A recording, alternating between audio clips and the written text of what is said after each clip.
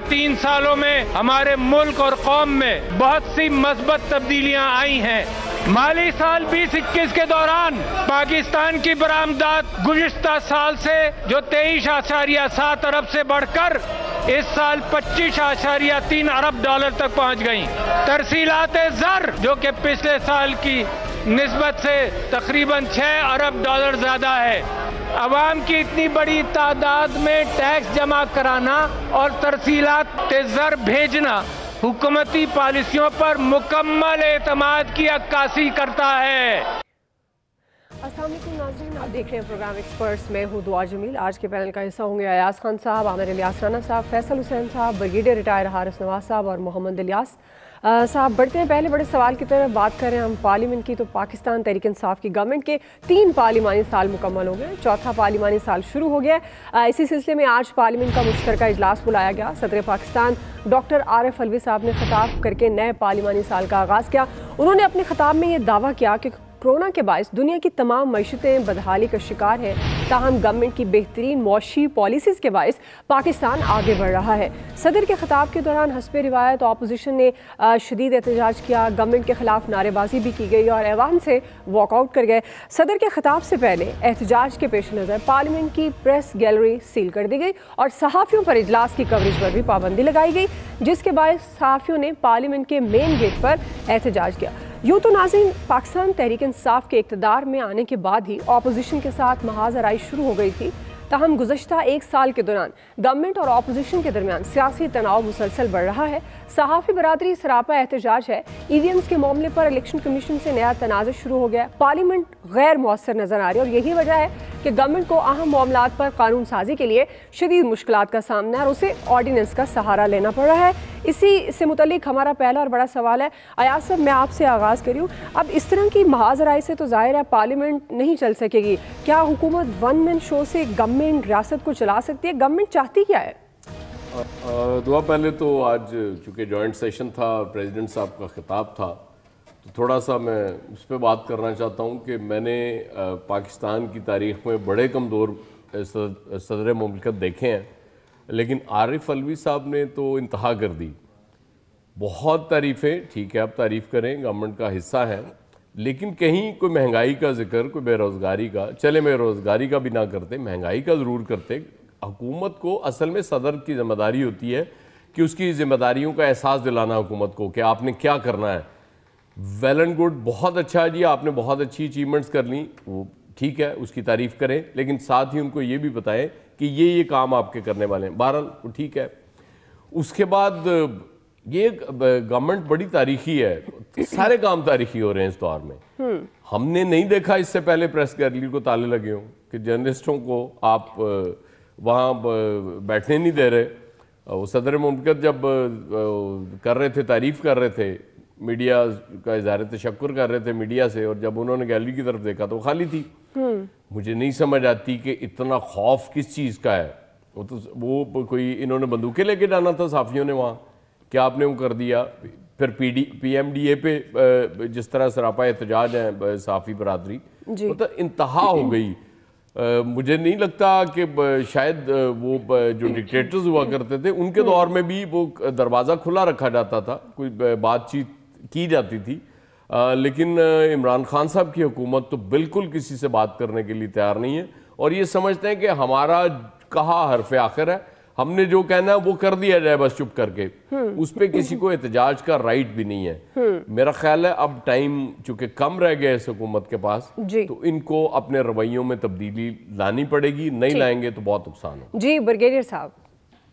देखें दुआ, याद साहब बिल्कुल सही बात कर रहे हैं। हेड ऑफ द स्टेट जो होते हैं, जब उनका एड्रेस होता है एनुअल, तो वो उसमें हुकूमत के प्लस पॉइंट्स और उसके बाद कुछ चीज़ों को इम्पोर्टेंस देते हैं कि ये ज़रूर होनी चाहिए। फॉर इंस्टेंस प्राइस, महंगाई जो है ये ज़रूर जिक्र होना चाहिए, जैसे यहाँ सबने बात की। देन रिफॉर्म्स जो इन्होंने करनी थी, रिफॉर्म नहीं, चाहे वो इलेक्टोरल रिफॉर्म हो या मदरसा रिफॉर्म हो या पुलिस रिफॉर्म हो या जुडिशल रिफॉर्म हो, he should have highlighted certain point where president feels कि government should act immediately for the interest of people of Pakistan। वो उन्होंने बात की, बल्कि it looks कि he is total loyal, he thinking about PTI and nothing else। तो ये I think president को इसमें एहतियात करनी चाहिए थी। नंबर 2 बात यह है कि जो हम बात कर रहे हैं मीडिया की, ये एक बहुत ही अहम चीज़ है। अगर गवर्नमेंट चाहती भी है कि कोई चेंजेस लाने के लिए, तो they should open the door again, उनको बुलाएं, जर्नलिस्ट को बुलाएं। इसमें देखें कितना बड़ा ये नुकसान कर रहे हैं कि तमाम bars, high court bars, district bar, supreme court की bar, they are all sitting too पूरी जितने जर्नलिस्ट है, दे हैव गॉट टुगेदर। उसके बाद ऑपोजिशन को जोड़ने का मौका मिल गया। वहां पर वो बैठे हुए, शहबाज शरीफ बैठे थे, बाद में बिलावल भुट्टो आए हुए हैं, एवरीबॉडी इज सिटिंग। ANPI जो अलग-अलग हो रहे थे, क्यों उनको आप मौका दे रहे हैं कि आप मिल रहे हैं जी। उसके बाद इतना सख्त पॉलिसी नहीं होनी चाहिए। ठीक है, मीडिया को भी चाहिए कि सर्टन इश्यूज के ऊपर they must look after the interest of the state और आर्म फोर्सेस ऑफ पाकिस्तान, क्योंकि देखिए इंडिया में देखें कितना उनका कंट्रोल है मीडिया के ऊपर। मैंने आज तक उनके चैनल पे भी मैं जाता हूँ, कभी उनकी आर्मी की, कभी उनके रॉ की, जनरली वो गवर्नमेंट को फुली सपोर्ट करते हैं। आई डू एग्री कि क्रिटिसाइज करना चाहिए, लेकिन पॉजिटिव क्रिटिसिज्म होना चाहिए।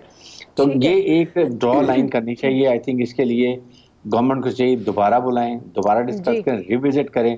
आई एम श्योर कि it should be resolved amicably, ताकि ये एक जो बॉकडाउन हुए इससे निकल पड़े। सही जी। आमिर साहब। ब्रिगेडियर साहब मोहतरम फरमा रहे हैं कि बुलाना चाहिए, बात करना चाहिए। फिर फवाद चौधरी साहब से पूछा, प्रेस गैस गैलरी बंद थी, तो उन्होंने कान पे टेलीफोन लगाए हुए कहा कोरोना होगा। अब कोरोना ऊपर था, नीचे नहीं था। हालांकि कोरोनिये थे सारे के सारे। जितनी उनको हुए हैं कोरोना, जिन्होंने इतने इन सियासतदानों ने कोरोना फैलाया, किसी ने नहीं फैलाया। कोई जमात मुफर नहीं जिसने जना की हो। अच्छा, सदर साहब ने जो खिताब किया, अयाज साहब ने वो सारे फिक्रे कह दिए जो किसी को भी कहने चाहिए। लेकिन उन्होंने जो फिक्रा कहा ना, वो ये कहा कि पूरी दुनिया को इमरान खान, उन्होंने वजीर आजम भी नहीं कहा, उन्होंने कहा इमरान खान साहब की शागिर्दी और मुरीदी इख्तियार करनी चाहिए। क्योंकि ज़ाहिर है पहुंचे हुए वो बाअमल इंसान है, उनको 20 साल पहले पता था। हालांकि हमारे DG ISI जो उस वक्त थे एहसानुल हक, उनका भी इंटरव्यू आया जनरल एहसान का, उन्होंने कहा हमने उस वक्त अमेरिका को ये कहा था इस जंग से कुछ नहीं होगा, आप ना करें। लेकिन ये चूंकि अब वो है ना कि मदारुल महाम यही है, सदर पाकिस्तान भी मजबूर हैं कि जनाब मुरीदी इख्तियार करें। भाई पूरा मुल्क मुरीदी तो इख्तियार करा चुके हैं आप, और अब किस तरह करेंगे? देखें ना, अभी हम अगले सेगमेंट में बात करेंगे जो आपने पीर बनाए, मुर्शद बनाए, मुरीद बनाए, उन्होंने कल रिजल्ट दिया आपको बड़ी ही महदूद जगह पे, जहां सबसे ज्यादा पढ़े लिखे लोग भी रहते हैं। ये ज़हन में रखिएगा, हम आएंगे उसके डाटे पे अगली दफा में। लेकिन सदर साहब ने किस चीज की तारीफें की है, मैं तो हैरान हूं कि भाई आप ये तो वजीर जब आते हैं ना टॉक शोज में जर्नलिस्टों के साथ, वो कहते हैं हाँ महंगाई है, हमारा ये मसला है। हमारे ब्रिगेडियर साहब भी ये बात मानते हैं कि महंगाई है। सदर साहब, सदर मुमलिकत को नहीं पता। आज अगर हम चलाएं किसी वक्त, तो आज सिर्फ उनकी तकरीर में जो फंबलिंग थी, बावजूद इसके कि अपोजिशन के बाइकाट के बाद उन्होंने एकदम ठंडी सांस लेके, ब्रेक लगा के, मुस्कुराहट देते हुए पानी भी पिया। और इमरान खान साहब भी मुस्कुराए नीचे से कि भाई सदर साहब को सुकून मिल गया कि अपोजिशन चली गई। फंबलिंग अपने उरूज पे थी। कौन कौन सा हम बोलते हैं तो हमारे बच्चे हमें छेड़ते हैं कि जी पापा आपके लफ्ज ठीक नहीं है। तो सदर मुमलिकत, कौम के सदर मुमलिकत थे, आज पहले फिक्रे से लेके आखिर तक फंबलिंग का शिकार रहे, क्योंकि वो सीने से जोर लगा रहे थे। जैसे हमारे यहाँ एक साहब हुआ करते थे, वो लोगों को कहते कि जब आप वॉइस ओवर देंगे तो सीने से बोला करें, गले से ना बोले, मजे की आवाज नहीं आती। आज सदर मुमलिकत गले से नहीं, सीने के जोर से लगा के बात कर रहे थे। चिंगार सदर साहब का ओहदा कि भाई वो समझ रहे थे कि शायद मैं इन माइक्स को दबा लूंगा। हालांकि वो सारे गो, इमरान गो और वो जो बाकी नारे हैं अपोजिशन के, ये प्रेस गैलरी जो बंद की गई ना, ये इसलिए नहीं बंद की गई कि प्रेस गैलरी से वॉकआउट हो जाना था। साफियों ने कोई नारे थोड़ी लगाने थे, उन्होंने चले जाने था। असल ये था मसला कि ये वीडियोज बनाएंगे, वो चलेंगी, वो सारी अपोजिशन ने खुद ही दे दी। तो ये मजाक के अलावा तो कुछ ना हुआ। जी फैसल साहब।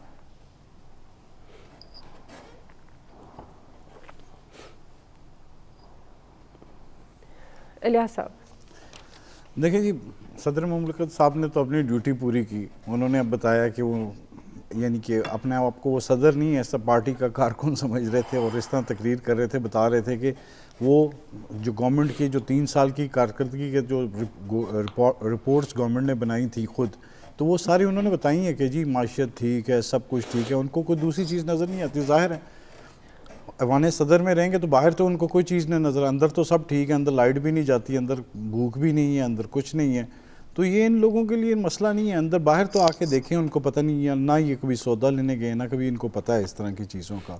ये तो भूल चुके हैं कि पहले ये आम आवाम में फिरा करते थे, लेकिन इस तरह जो हकायक हैं उनको बताना चाहिए था, अपनी देनी सिफारिशात देनी चाहिए थी कि गवर्नमेंट को मज़ीद बेहतर करना चाहिए, कुछ ऐसे लफ्ज़ भी बोल देते, लेकिन उन्होंने अपना ज़ाहिर है अपना किरदार निभाया, सबको पता चल गया। जबकि ये देख लें कि इस तरह कभी नहीं हुआ कि सहाफ़ियों की प्रेस गैलरी को ताले लगे हों, इस तरह के इक़दाम किए गए हों। ये इस तरह के इक़दाम करेंगे, देखें एहतजाज बढ़ दें।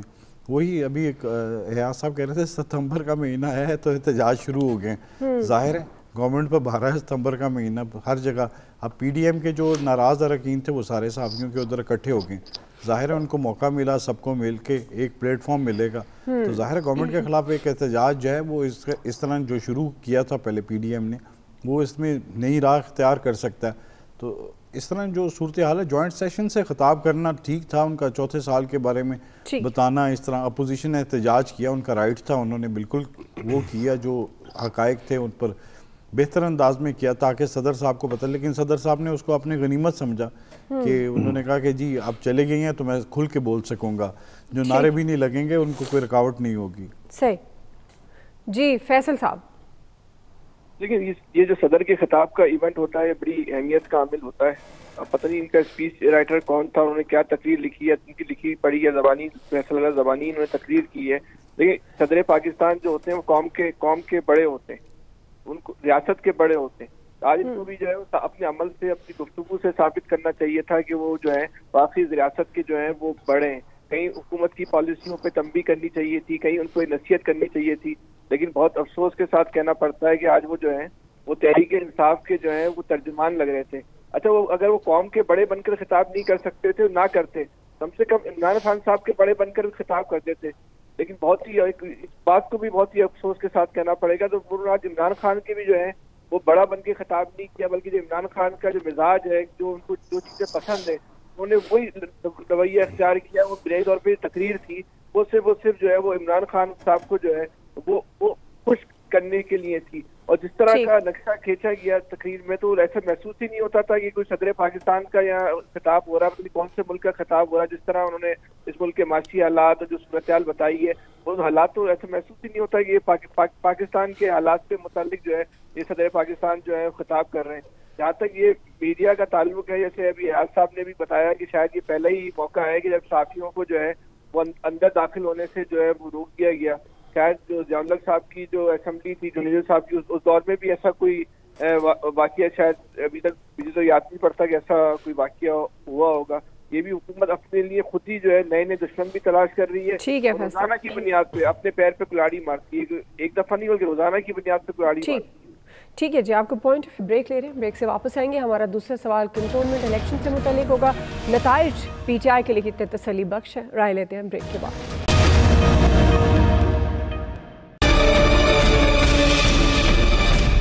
हमें लेवल प्लेइंग फील्ड भी नहीं मिला, उसके बावजूद साथियों ने मेहनत की, अवाम ने हमारा साथ दिया, अवाम निकले हैं। तमाम कोशिशों को ज़ेरो ज़बर करके मुस्लिम लीग को, मुस्लिम लीग नून को कामयाबी दी है।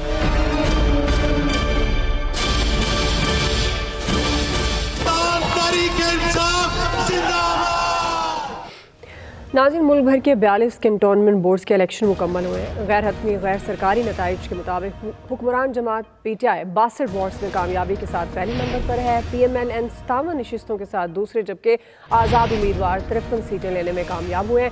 ताहम PMLN बलूचिस्तान में कहीं नजर नहीं आई, जबकि पीपल्स पार्टी को भी बलूचिस्तान और पंजाब में कोई सीट नहीं मिल सकी। गो कि इस वक्त PTI वफाक की जमात नजर आ रही है, लेकिन PTI के लिए तशवीशनाक बात यह है कि इसे लाहौर, रावलपिंडी, मुल्तान और पेशावर समेत कई बड़े शहरों में शिकस्त का सामना करना पड़ा। इसी से मुतालिक हमारा सवाल है, आमिर साहब मैं आपसे आगाज़ कर रही हूँ, कंटोनमेंट इलेक्शन को लेकर जो नताइज हैं आपके ख्याल में PTI के लिए कितने तसल्ली बख्श हैं?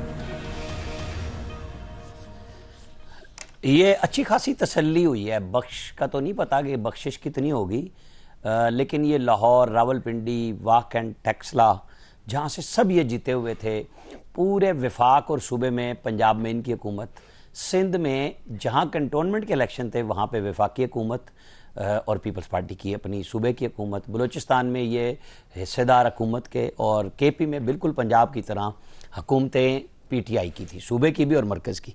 आप देखें कि जिसको वो कह रहे हैं कि जी ये फवाद चौधरी साहब के चारों सूबों से जीती है, बिल्कुल ठीक है, 63 हैं। पंजाब में उन्होंने सीटें ली हैं 31, PMLN ने ली हैं 48, जो अपोजिशन में सारे पाकिस्तान में। सिंध में इन्होंने 14 सीटें ली हैं और 14 ही सीटें पीपल्स पार्टी ने ली हैं, जो दोनों इक़्तिदार को शेयर कर रहे हैं जी। अच्छा, बलूचिस्तान में ज़ोब, लोरालाई और कोयटा में इलेक्शन हुए 9 सीटों पे। PMLN का कोई कैंडिडेट ही नहीं था, लिहाजा हारने वाला सवाल नहीं था क्योंकि कैंडिडेट ही नहीं था। 3 सूबों में लड़े, तीनों सूबों में उन्होंने रिजल्ट लेके 55 सीटें ली हैं और 63 सीटें ली हैं PTI ने। अब होना क्या चाहिए था कि जी आपने जो दूध शहद की नहरें बहती देखी हैं आज सदर मुमलिकत की तकरीर में, तो ये तो सफाया हो जाना चाहिए था तमाम तरह अपोजिशन का और PTI को स्वीप करना चाहिए था। सदर मुमलिकत की तकरीर या तो वो चूंकि रट्टा लगा चुके हुए थे, बहुत ज़्यादा ज़ोर से बोल रहे थे, भूल नहीं सके और बोलते चले गए, तो वो अगर रात के रिजल्ट शामिल कर लेते ना, मेरा ख्याल है उनको बहुत मुश्किल हो जाती। और अब ये जो मैं आपको बताऊं बल्दियात के इलेक्शन की जो तैयारियां हो रही थी, स्ट्रेटेजी बदलनी पड़ेगी या उसके लिए भी EVM ढूंढना पड़ेगा, या थोड़ी सी बात दुआ बड़ी ज़रूरी है कि या आपको बल्दियाती इलेक्शन अब आगे करने पड़ेंगे। आप नहीं करा सकते इस सिचुएशन में कि सारे पाकिस्तान में सिलेक्टेड कैंटोनमेंट्स हैं, सारे पाकिस्तान में नहीं फैले हुए, हर शहर में नहीं है, और बहुत थोड़े थोड़े वोटर्स और बहुत थोड़े थोड़े वहाँ पे आपका ये हालत हुई है। तो पंजाब में जहाँ आपको समझ आ जानी चाहिए कि जो सिचुएशन आम बल्दियाती इंतखाबात में होगी, सिर्फ होश के नाखून ले लेने चाहिए कि महज मीडिया को दबाने से, बातें कह देने से कि हमारी मर्जी की चीज़ें चला दें।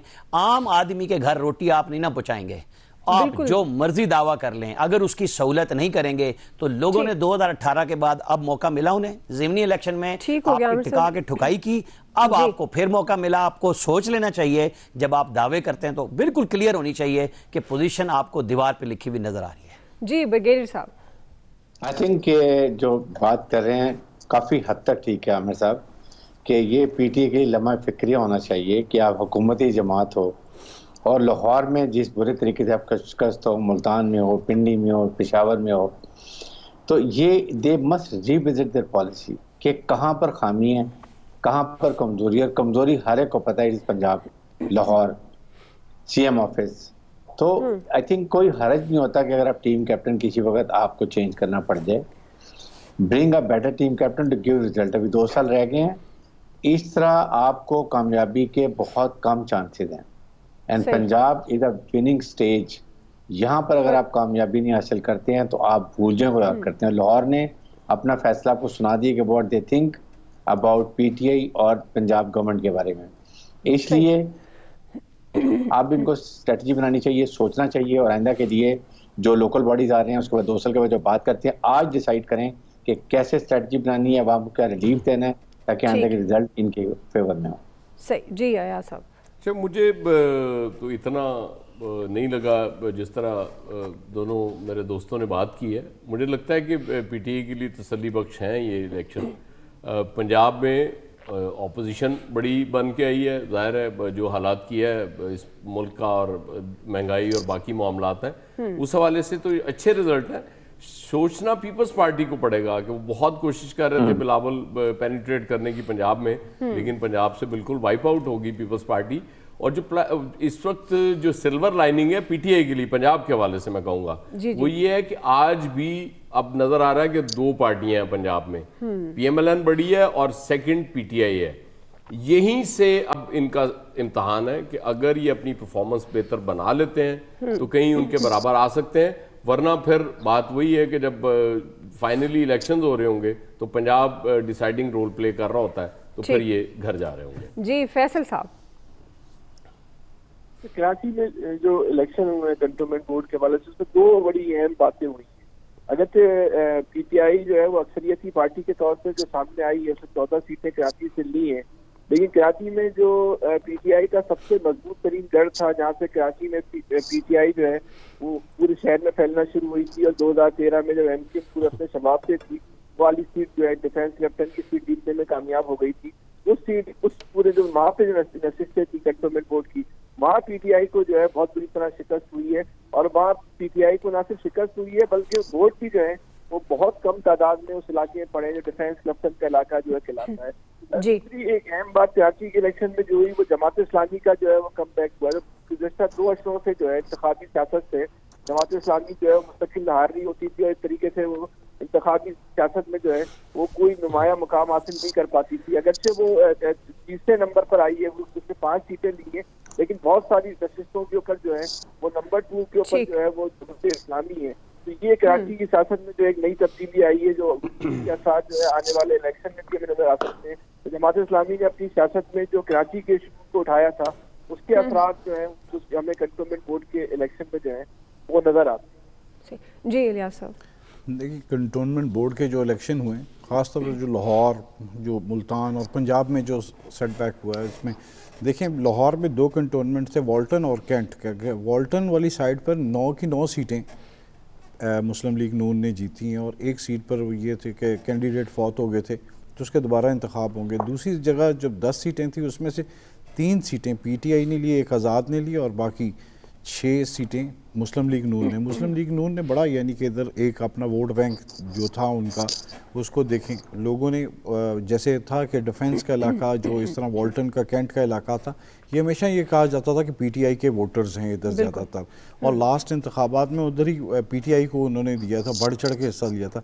लेकिन इस दफ़ा जो था कि जो मौजूदा हालात थे जिसमें सबसे बड़ा जो था बेरोज़गारी, महंगाई और इस तरह ये जो सूरत हाल है कि तरक्याती काम नहीं हुए और जो है कि जो उम्मीदवार जो जीते थे, वुज़रा थे, वो कोई इनके पास जाता ही नहीं, ना इनके तरक्याती काम करते हैं। तो उसके रिज़ल्ट्स देख लें कि आप देख लें कि उन्होंने क्लीन स्वीप टाइप किया एक और बड़ा अजीब सा सेटबैक मिला। लेकिन इसके लिए इनको चाहिए कि अगले 2 साल से स्ट्रैटेजी बनाई। ये पूरे पंजाब में ये सूरत हाल इस तरह हो सकती है। अगर यहाँ अगर ना किया, लोगों के लिए काम ना किए, तो अगले 2 सालों में देखिएगा उसके बाद जो जनरल इलेक्शन होंगे उसमें रिजल्ट देखिएगा। बिल्कुल आपके पास ये परफॉर्मेंस तो दिखाएगी। आपका पॉइंट ऑफ व्यू आ गया। ब्रेक ले रहे हैं, ब्रेक से वापस आएंगे। तीसरा सवाल हमारा है, क्या रमीज़ राजा कौमी क्रिकेट की डायरेक्शन बदल पाएंगे या नहीं? राय लेते हैं ब्रेक के बाद।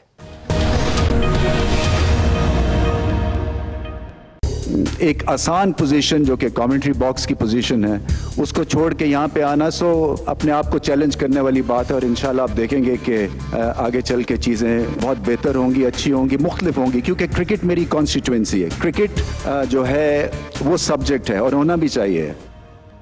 नाज़रीन, 1992 वर्ल्ड कप की फातिह टीम के ओपनर रमीज़ राजा पाकिस्तान क्रिकेट बोर्ड के बिला मुकाबला 36वें चेयरमैन मुंतखब हो गए हैं। आज उन्होंने उधर संभालने के बाद लाहौर में पहली न्यूज़ कॉन्फ्रेंस की है, अपनी तरजीहात बताई, फैसलों से आगाह किया और आइंदा के रोड मैप का भी उन्होंने ऐलान किया। साथ ही उन्होंने PCB में बड़ी तब्दीलियों का इंदिया भी दिया है। इसी से मुतल्लिक हमारा सवाल होगा, लेकिन इस पार्ट में हमें ज्वाइन किया मिर्ज़ा इकबाल बेग साहब ने, जाहिद मकसूद साहब ने, सलीम खालिक साहब ने।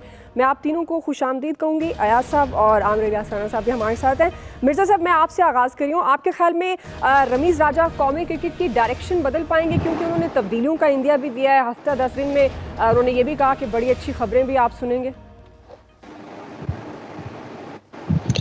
बहुत बहुत शुक्रिया। दुआ मैं समझता हूँ कि वो पूरा मैंडेट प्रेस कॉन्फ्रेंस की और जिस तरह से उन्होंने आते ही ऐलान कर दिया मैथ्यू हेडन, वर्नन फिलेंडर का, और जिस तरह उन्होंने 1-1 लाख रुपए रिटेनरशिप में बढ़ा दिए, तो लगता ही है कि वो मैंडेट लेकर आए। प्राइम मिनिस्टर ने देख लिया कि 3 साल बहुत भद्द हो गई पाकिस्तान क्रिकेट की, तो अब रमीज़ राजा को मैंडेट दिया। बड़े कॉन्फिडेंट नजर आए इस प्रेस कॉन्फ्रेंस में और उन्होंने सवालात के जवाबात दिए, कुछ करना चाहते हैं। अब सिर्फ बातों से काम नहीं चलेगा। दुआ जब तक अमली तौर पर वो कुछ नहीं करेंगे उस वक्त तक पता नहीं चलेगा। मैं समझता हूँ कि रमीज़ राजा का आना पाकिस्तान क्रिकेट के लिए खुशाइंद है। एहसान मानी साहब का 3 साल दौर हम सबके सामने, और जब आज उनसे पूछा गया वसीम खान से मुताल्लिक, तो उन्होंने कहा कि ये इंटरनल मैटर है। इसका मतलब है उन्होंने ये इंदिया दे दिया है वसीम खान साहब को कि शायद आप हमारे साथ कंटिन्यू ना कर सके। टीम भी वो शायद बदलेंगे अपनी जो काम करने वाली PCB की। तो मैं समझता हूँ कि अच्छी बात है। रमीज को हमें देखना चाहिए, कुछ वक्त देना चाहिए कि वो क्या करना चाहते हैं। सही जी। जाहिद मकसूद साहब, आपके ख्याल में डायरेक्शन बदल पाएंगे रमीज़ राजा साहब, और मुल्की कोचेस की बजाय गैर मुल्की कोचेस के इंतखाब की क्या वजह हो सकती है? दुआ देखें, इससे पहले क्योंकि एज अ कमेंटेटर काम कर रहे थे, अपना यूट्यूब चैनल चला रहे थे, 4 साल वो चीफ एग्जीक्यूटिव भी रह चुके हैं, उनके ख्यालात कोई ढके छुपे नहीं हैं। वो बहुत पहले कह चुके थे कि गैर मुल्की कोचेस पाकिस्तान के लिए बेहतर हैं। आप जब एक जर्नलिस्ट ने, दोस्त ने सवाल किया तो इस पर थोड़ा सा खुफगी का भी इज़हार किया उन्होंने कि ये तो मैं पहले बता चुका हूँ कि गैर मुल्की कोचेज़ होंगे। मैथ्यू हेडन और फ्लैंडर को उन्होंने सिर्फ वर्ल्ड T20 के लिए हायर किया है। साथ उन्होंने ये भी कहा था कि हो सकता है मेरे चंद फैसले बैक फायर कर जाएं, लेकिन हमें ये करना पड़ेगा, कंफर्ट जोन से निकलना पड़ेगा। जब उन पे क्वेश्चन किया गया कि बाबर आजम कप्तान है, क्या आप समझते हैं कि आपके ज़माने में इमरान खान पावरफुल कैप्टन थे, बाबर को पावरफुल कैप्टन देखना चाहेंगे? तो उन्होंने कहा इसके लिए परफॉर्मेंस भी दिखाना पड़ेगी। और साथ ही उन्होंने कहा कि वो बाबर आजम को क्लोजली वॉच करना चाहते हैं, वो कैसे फैसले करते हैं, कैसे बाइख्तियार हैं, कैसे वो कमांड करते हैं टीम की। इसके साथ जैसा कि मिर्ज़ा साहब ने जिक्र किया, उन्होंने DRS कप के क्वेश्चन का भी जवाब दिया कि जो रावलपिंडी में मैचेस थे, वर्ल्ड कप क्वालिफाइंग राउंड के 3 वनडे मैचेस हैं, DRS ना होने की वजह से, टेक्नोलॉजी ना होने की वजह से उसको कन्वर्ट कर दिया गया, आम सीरीज़ कर दिया गया। इस पर खुफगी का इज़हार किया। उन्होंने कहा मुझे बहुत शर्मिंदगी हुई है, इसको हम देखेंगे कि ऐसा क्यों हुआ है। और इंटरनल के सवाल पे उन्होंने यही कहा था, इंटरनल मामला हैं, चेंजेस करने को तो कहते हैं 90% की जा सकती है, लेकिन थोड़ा वक्त मांगा है। वो बार बार कहते रहे मैं मीडिया पे नहीं आना चाहता, मेरे शौक़ पूरे हो गए हैं तस्वीर के, इंटरव्यू देने के, इसलिए मैं चाहता हूं कि कप्तान को और टीम को अहमियत दी जाए, उनके इंटरव्यू किए जाएँ। जब बाहर खड़ा हो बाबर आजम कहीं से निकले तो 400 बंदा उनका ऑटोग्राफ लेना चाहे। तो इसलिए उनको बड़े बुलंद अज़ाइम है, जिनका उन्होंने पहली में एनर्जी लेवल हाई था उनका, लेकिन देखना ये वही है कि 15 दिन 1 माह गुजरता है। जब रमीज़ का क्वेश्चन किया था कि आपने टीम में चेंजेस किए हैं, क्योंकि मीडिया में बहुत कुछ आया कि बाबर आजम 4 प्लेयर से नाखुश हैं, उन्होंने साफ इनकार किया। जिस सवाल का जवाब नहीं देना चाहते थे उसको बड़े तरीके के साथ उन्होंने गोल जवाब दिया उस क्वेश्चन का। तो एनर्जी लेवल देखते हुए लगता था कि रमीज़ कुछ ना कुछ करना चाहते हैं। सही। सलीम खालिक साहब, जैसे जाहिद मकसूद साहब कह रहे हैं कि एनर्जी लेवल बहुत था, लगता है कुछ ना कुछ करना चाहते थे, आपके ख्याल में ये जो तब्दीलियों का भी वो इंडिया दे रहे हैं, तो कितनी पॉजिटिव तब्दीलियाँ हो सकती हैं आने वाले दिनों में? हम PCB को कहाँ देख रहे हैं, क्रिकेट टीम के अंदर कितनी तब्दीलियाँ देख सकते हैं? देखिए, क्रिकेट बोर्ड का सरबराह क्रिकेटर एक बना है, ये बहुत अच्छी बात है। रमीज राजा जो है इंटरनेशनल भी उनकी एक अच्छी साख है, क्रिकेटर में भी, बोर्ड्स में भी, तो उनके आने से फर्क तो पड़ेगा। फिर जिस तरह उन्होंने कहा है कि वो टेंटेड पास्ट वाले प्लेयर्स को नहीं आने देंगे टीम में, जो ऐसे माजी वाले हैं, तो उससे भी फायदा होगा पाकिस्तान टीम को।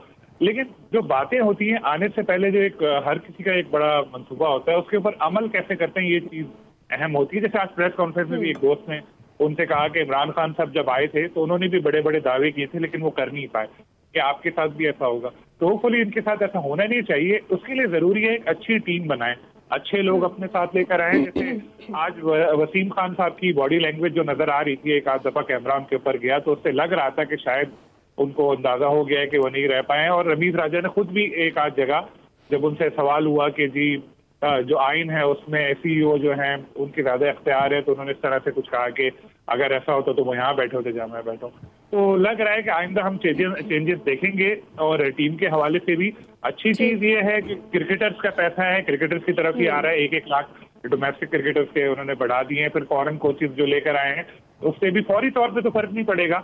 लेकिन अब असल जो चीज है रमीज राजा की, वो वर्ल्ड कप है, क्योंकि जिस तरह की टीम सेलेक्ट हुई है, कोचेस भी नए आए हैं, तो कोई इतनी एक्स्ट्राऑर्डिनरी परफॉर्मेंस की लोगों को तवक्को है नहीं। और अगर खुदा न खास्ता अच्छे नताइज नहीं आए, खासतौर पर भारत के, तो उनके ऊपर प्रेशर पड़ सकता है। उसको बर्दाश्त कर गए तो फिर आराम से 3 साल निकाल लेंगे। मिर्जा साहब, एक और सवाल करना चाह रही थी, क्विकली आप आंसर दे दीजिएगा। अब रमीज राजा साहब ने कौमी कप्तान के हवाले से जो कमेंट किया, जो जाहिद मकसूद साहब भी जिक्र कर रहे थे, आपके ख्याल में रमीज राजा साहब कौमी कप्तान बाबर आजम को बाइख्तियार बना पाएंगे?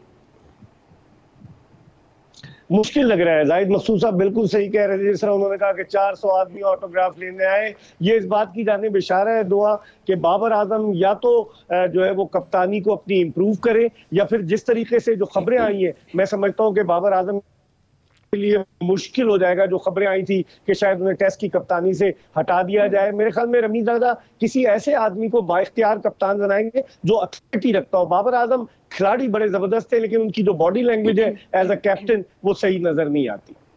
जी आमिर साहब, कमेंट करना चाहेंगे आप? देखें जी, खेल में खेल और कमांड दोनों आनी बड़ी जरूरी है। कप्तान तभी चलता है।